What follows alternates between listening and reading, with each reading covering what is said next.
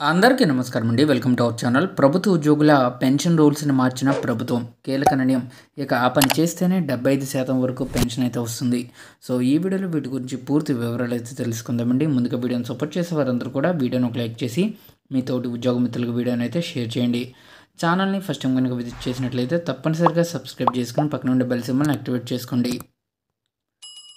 ఉద్యోగులు పెన్షన్ రూల్స్ను మార్చిన కేంద్రం ఇక ఆ పని చేస్తేనే 75% పెన్షన్ అయితే రావడం జరుగుతుంది.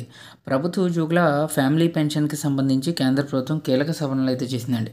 ప్రభుత్వ ఉద్యోగులు మరణించిన సమయంలో వారి తల్లిదండ్రులకు పెన్షన్ అందించే ఫ్యామిలీ పెన్షన్ నిబంధనలపై స్పష్టత అయితే ఇచ్చింది. ఇకపై అలాంటి తల్లిదండ్రులు ఇరువురు కూడా ప్రతి సంవత్సరం తమ జీవన ప్రమాణ పత్రం సమర్పించాల్సి అయితే ఉంటుంది. లైఫ్ సర్టిఫికేట్ సమర్పించిన వారికి ఎలాంటి అవాంతరాలు లేకుండా ఫ్యామిలీ పెన్షన్ ప్యాకేజీ ప్రకారంగా పెన్షన్ అందుతుందని ఈ మేరకు department of pension and pensioners welfare ఆదేశాలు జారీ చేయడం జరిగింది. ఈ ఆదేశాల్లో కీలక విషయాలు ఒకసారి తెలుసుకున్నట్లయితే పెన్షనర్ల సంక్షేమ విభాగం ఆదేశాల ప్రకారంగా ప్రభుత్వ ఉద్యోగి బ్యాచిలర్గా లేదా వితంతువుగా మరణించినప్పుడు పిల్లలు లేకుంటే తల్లిదండ్రులకు డిపెండెంట్ పెన్షన్ మంజూరు అయితే అవుతుందండి. ఆర్థిక పరిస్థితులతో సంబంధం లేకుండా మరణించిన ప్రభుత్వ ఉద్యోగి చివరిగా తీసుకున్న జీతంలో 75% చొప్పున తల్లిదండ్రులకి అయితే ఇస్తారు.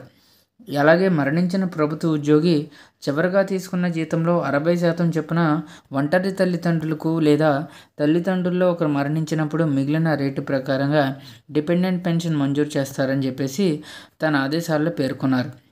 అయితే అప్పటి వరకు సిసిఎస్ పెన్షన్ రూల్స్లో ఫ్యామిలీ పెన్షన్ అందుకునేందుకు తల్లిదండ్రులు ఇద్దరు కూడా లైఫ్ సర్టిఫికేట్ అందించాలనే నిబంధన అయితే లేదండి.